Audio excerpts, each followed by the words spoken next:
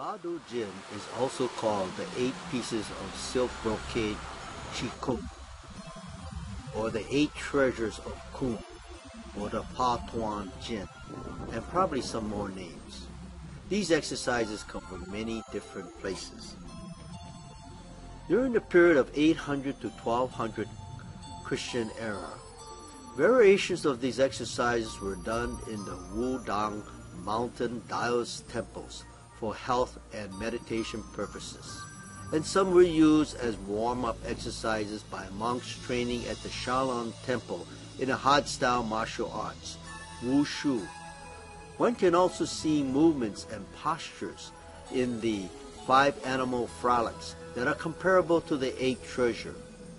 Many of these health exercise practices continue to this day.